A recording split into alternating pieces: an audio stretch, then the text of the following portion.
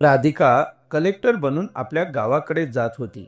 तिच्या मनात अतिशय आनंद होता, कारण तिच्या संघर्षाला आणि अनेक वर्षांच्या मेहनतीला अखेर यश मिळालं होतं. एका गरीब कुटुंबातील मुलगी, जिच्याकडे मोठ्या स्वप्नांव्यतिरिक्त काहीच नव्हतं, तिच्या जिद्दीच्या जोरावर तिने IPS परीक्षा उत्तीर्ण केली आणि आता ती SP अधिकारी झाली होती. तिच्या डोळ्यात अश्रू होते, पण ते आनंद अश्रू होते. तिने आपल्या आई वडिलांना अजून काहीच सांगितलं नव्हतं. तिला त्यांना मोठं सरप्राईज द्यायचं होतं. SPच्या गणवेशात घरी जाऊन त्यांना आश्चर्याचा सुखद धक्का द्यायचा होता. कारण जशी मेहनत राधिकाने केली होती, त्याच्या कितीतरी पटीने तिच्या आई वडिलांनी कष्ट घेतले होते.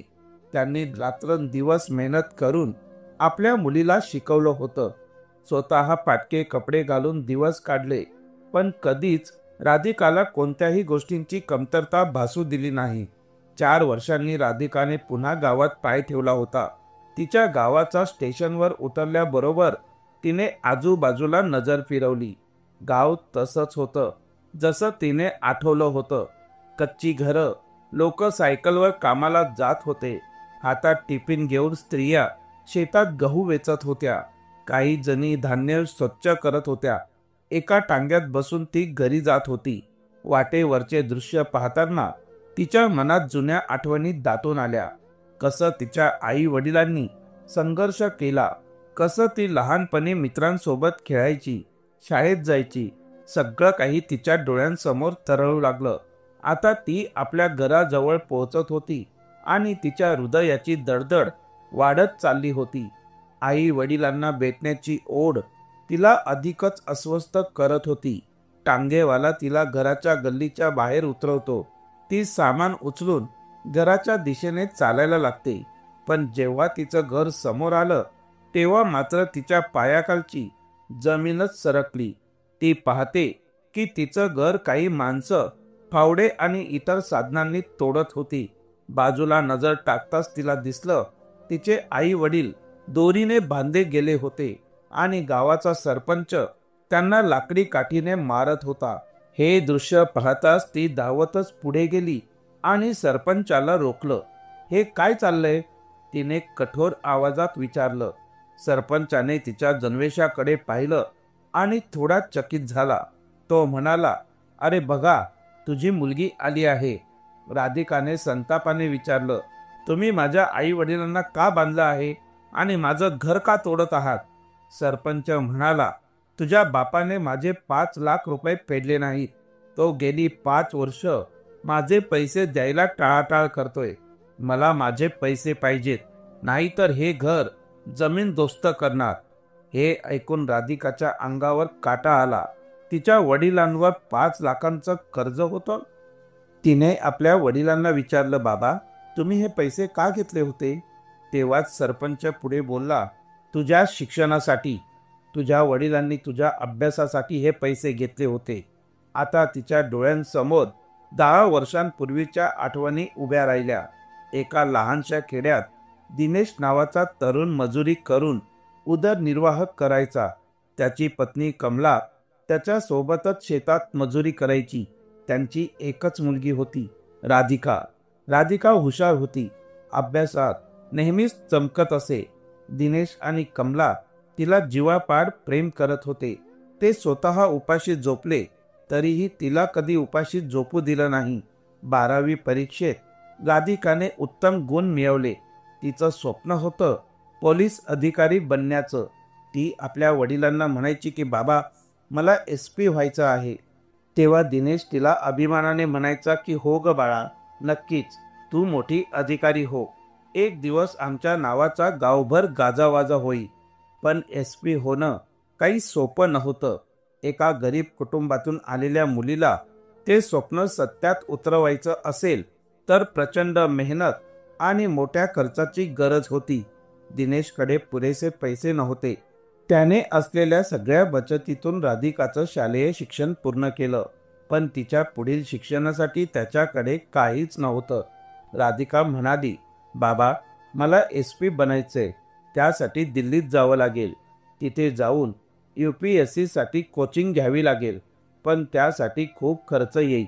तिथे राहणं, खाणं आणि सर्व काही व्यवस्थापित करणं खूप कठीण होईल. हे ऐकून तिच्या वडिलांनी तिला धीर दिला आणि म्हणाले की बेटा, तू पैशांची चिंता करू नकोस. मी त्याची व्यवस्था करेन. तू फक्त अभ्यासावर लक्ष केंद्रित कर. एक दिवस तू SP बनशील, तेव्हा हे संपूर्ण गाव तुला अभिमानाने सलाम ठोकेल. पण राधिकाच्या गावाची मानसिकता फारच मागासलेली होती. गावचा सरपंच मुलींना शिकवण्यापासून रोखायचा. तो अजिबातच इच्छुक नव्हता की गावातील मुलींनी शिकावं. राधिकाने जेव्हा 12वी पर्यंत शिक्षण घेतले, तेव्हा सरपंचाने तिला खूप विरोध केला, कारण गावातील इतर मुलीही राधिकाला पाहून शिक्षण घ्यायची जिद्द धरत होत्या. राधिकाने कसा बसा 12वी पर्यंत शिक्षण पूर्ण केले, पण आता संपूर्ण गाव तिच्या आणि तिच्या आई वडिलांच्या विरोधात उभे राहिले. गावकरी म्हणत होते, आता तरी तुझ्या मुलीला शिकायचं थांबवा. जर ती पुढे शिकली तर आमच्या मुलींवरही वाईट परिणाम होतील. शिकून ती काय करणार? शेवटी तिला दुसऱ्याच्या घरचा स्वयंपाक घरच सांभाळायचा आहे. तिचं लग्न लावून टाका. तिचं वय खूप झालंय. गावात मुलींची लग्न लहान वयातच ठरवली जात असत. राधिका फक्त 17 वर्षांची होती, पण लोक म्हणत होते, एवढी मोठी होऊन अजूनही शाळेत जाते. किती लाजिरवाणी गोष्ट आहे. पण राधिकाचे आईवडील वेगळ्या विचारसरणीचे होते.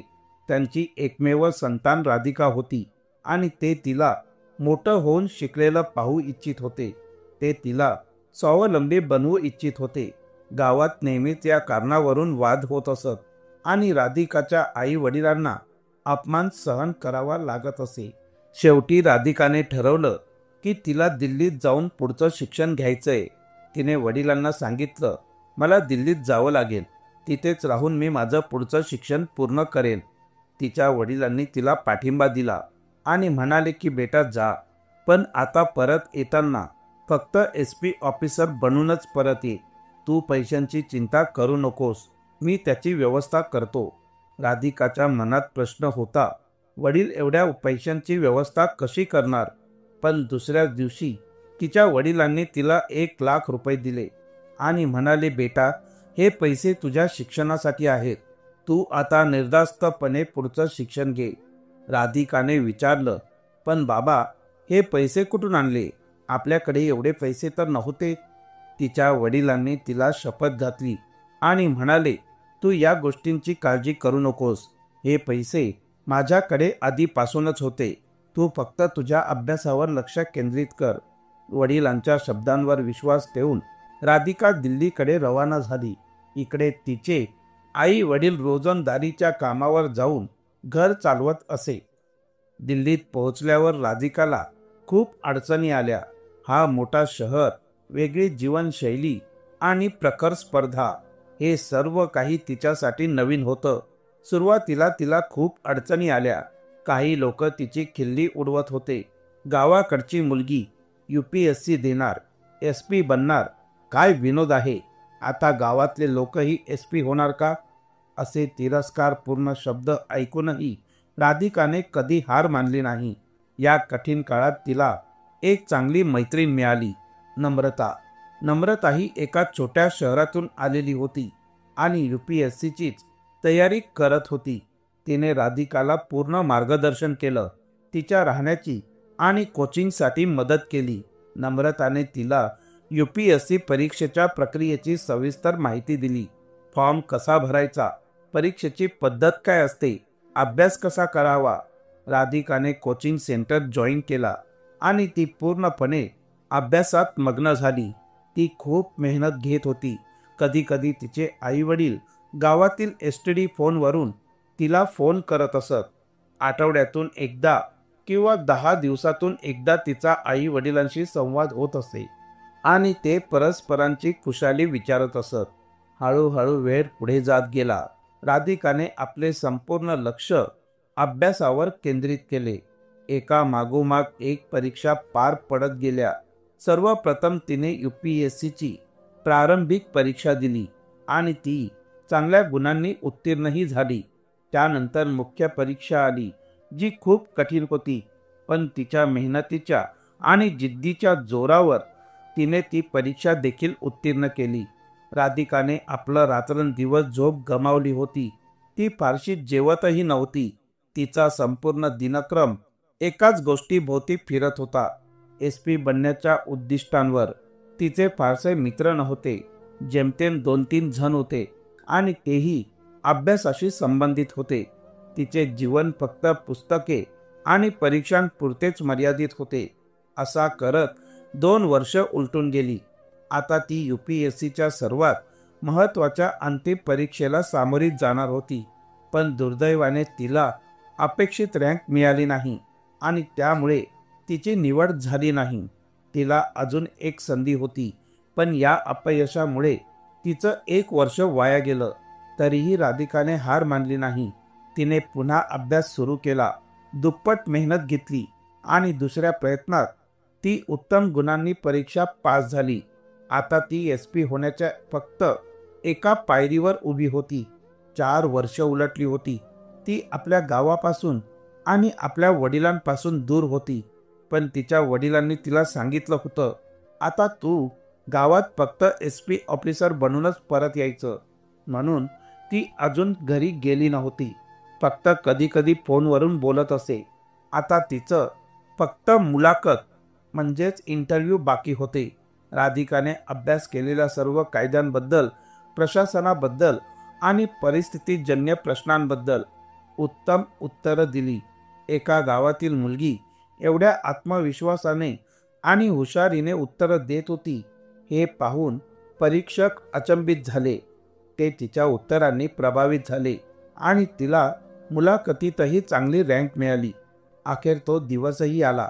राधिका एका अधिकृत SP ऑफिसर बनली. राधिका स्वतःच्या यशावर विश्वास ठेवू शकत नव्हती. नम्रता ही बातमी ऐकून आनंदाने उड्या मारू लागली. ती म्हणाली, राधिका, तू आता SP ऑफिसर झाली आहेस. तुला सॅल्यूट आहे. तुझी मेहनत अखेर फळाला आली. नम्रताने तिला सांगितलं की तू लगेच तुझ्या आई वडिलांना ही आनंदाची बातमी कळव. पण राधिकाने उत्तर दिलं, नाही, मी फोनवर त्यांना काहीच सांगणार नाही. मी स्वतः SP ऑफिसर म्हणून गावात जाईन आणि त्यांना ही बातमी स्वतः देईन. जेव्हा मी गावात वर्दी घालून जाईन तेव्हा तिथल्या प्रत्येक मुलीला प्रेरणा मिळेल. त्या शिकण्याचा निर्धार करतील. जे पालक मुलींना शिक्षण न देता लहान वयात लग्न लावतात त्यांचे विचार बदलतील. राधिकाचं स्वप्न होतं की तिच्या गावातील मुलींनीही शिक्षण घ्यावं, लहान वयात लग्नाच्या बेडीत अडकू नये आणि मोठे अधिकारी बनून आपल्या पालकांचं नाव उज्ज्वल करावं. अखेर ती ट्रेनने आपल्या गावाकडे निघाली. पण जसे ती गावात पोहोचली, तिच्या समोरचा नजारा पाहून ती हादरली. गावात तिच्या आई वडिलांना मारहाण केली जात होती. तिचं घर उद्ध्वस्त केलं जात होतं. जेव्हा राधिकाला समजलं की तिच्या वडिलांनी दिलेले 5 लाख रुपये त्यांनी सरपंचांकडून कर्जावर घेतले होते आणि ते कर्ज फेडण्यात ते असमर्थ होते, तेव्हा तिला धक्का बसला. सरपंचाने या कर्जाच्या बदल्यात तिच्या आई वडिलांना त्रास दिला आणि त्यांचे घर उद्ध्वस्त केले. राधिकाने ठामपणे सरपंचाला सांगितलं, तुमचं संपूर्ण कर्ज मी फेडेन. हे ऐकून सरपंच हसत म्हणाला, तू तू कर्ज फेडशील? तू काय करतेस? एका साध्या गावच्या मुलीला इतके पैसे कुठून येणार? त्यावर राधिकाने उत्तर दिलं, मी आता SP ऑफिसर आहे. हे ऐकताच संपूर्ण गाव अवाक झालं. राधिकाने त्वरित गावच्या ठाणेदाराला बोलावलं. ठाणेदारासह गावातील अनेक हवालदारांनी राधिकाला सलाम आणि सॅल्यूट केला. हे पाहून सरपंचाचे डोळेच फाटले. त्याच गावाची मुलगी जिच्या शिक्षणाविरुद्ध तो लढत होता, आज गावचा ठाणेदार आणि पोलीस कर्मचारी तिला सॅल्यूट करत होते. राधिकाचे आई वडील आनंदाने भरून गेले. तिने आपल्या आई वडिलांचे हात मोकळे केले आणि त्यांना मिठी मारली. गावकऱ्यांना हा प्रसंग पाहून गहिवरून आले. जे लोक पूर्वी राधिकाच्या शिक्षणाला विरोध करत होते ते आता लाजले होते. पण राधिकाचे आई वडील, ज्यांनी सर्व संकटांचा सामना करून तिचे शिक्षण पूर्ण केले होते ते अभिमानाने ताठ मानेने उभे होते. यानंतर राधिकाने ठाणेदाराला आदेश दिला, या सरपंचाला लगेच अटक करा, कारण याने माझ्या आई वडिलांना छळले आहे आणि आमचे घर उद्ध्वस्त केले आहे. ठाणेदाराने सरपंचाला अटक करून तुरुंगात टाकले. त्यानंतर राधिकाने संपूर्ण गावाला एकत्रित करून जाहीर केले, आजपासून या गावात कोणत्याही मुलीच्या शिक्षणाला कोणीही आडकाठी आणणार नाही. कोणत्याही मुलीचं लग्न लहान वयात होणार नाही. प्रत्येक मुलीला शिकण्याचा आणि मोठं होण्याचा पूर्ण अधिकार आहे. हे ऐकून गावातील सर्व मुली आनंदाने उड्या मारू लागल्या. संपूर्ण गावाला आज गर्व वाटत होता. ज्या लोकांनी पूर्वी राधिकाला आणि तिच्या कुटुंबाला हिणवलं होतं, तेच आता तिचं कौतुक करत होते. नंतर राधिकाने आपल्या आई वडिलांना सोबत नेलं आणि त्यांना तिच्या पहिल्या पोस्टिंगच्या ठिकाणी घेऊन गेली. हळूहळू काळ बदलला आणि हळूहळू राधिकाने सरपंचाकडील पूर्ण कर्ज फेडून टाकलं. आता तिच्या आई वडिलांना कोणताही आर्थिक त्रास नव्हता. ते एका मोठ्या घरात राहू लागले. त्यांच्याकडे नोकर चाकर होते. त्यांची मुलगी आता एक मोठी अधिकारी बनली होती. जेव्हा राधिका आपल्या गाडीतून गावात यायची तेव्हा गावकरी अभिमानाने म्हणायचे, राधिका, तू फक्त SP नाही झालीस, तर आपल्या गावाची ओळखही बदलून टाकलीस. आता आम्हीही आपल्या मुलींना शिकवू आणि त्यांना तुझ्यासारखं मोठं अधिकारी बनवू. गावाने सरपंच बदलला आणि एका सुशिक्षित माणसाला नवीन सरपंच म्हणून निवडले. याप्रमाणे त्या गावाची संपूर्ण विचारसरणी बदलली. ही आहे शिक्षणाच्या जिद्दीची आणि संघर्षाच्या विजयाची कहाणी.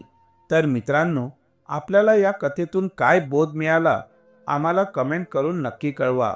आपण कथा शेवटपर्यंत संपूर्ण ऐकलीत त्याबद्दल आपल्या सर्वांचे मनापासून आभार. धन्यवाद.